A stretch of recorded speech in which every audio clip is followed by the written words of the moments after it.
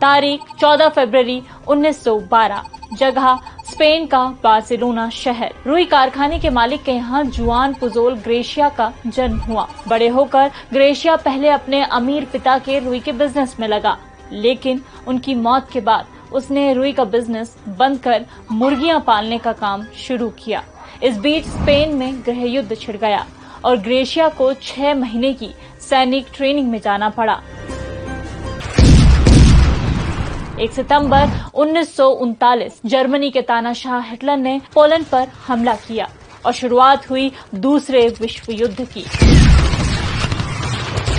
लड़ाई में आमने सामने 2 धड़े थे, एक और ब्रिटेन, अमेरिका, सोवियत संघ और फ्रांस जैसे देश, वहीं दूसरी तरफ जर्मनी, इटली और जापान जैसे देश।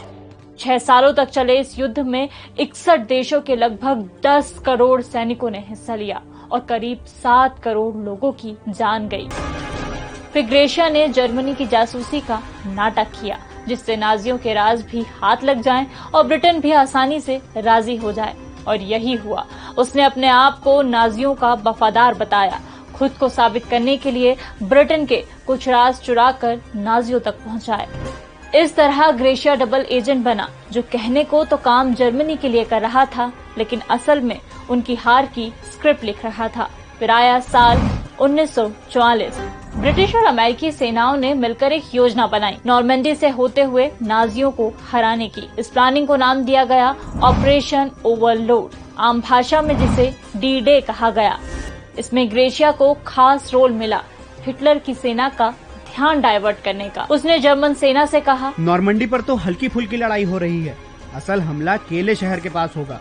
मेरे पास उनकी सेना की रिकॉर्डिंग और नक्शे हैं। जर्मन्स ने ग्रेशिया की बातों पर विश्वास कर लिया। उनकी सेना केले के पास इंतजार करती रही, लेकिन हमला नॉर्मंडी में हुआ।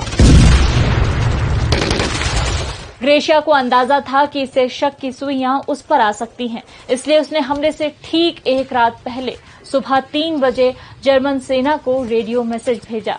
सुबह मैसेज डिकोड होता, उससे पहले ही जंग की शुरुआत हो चुकी थी।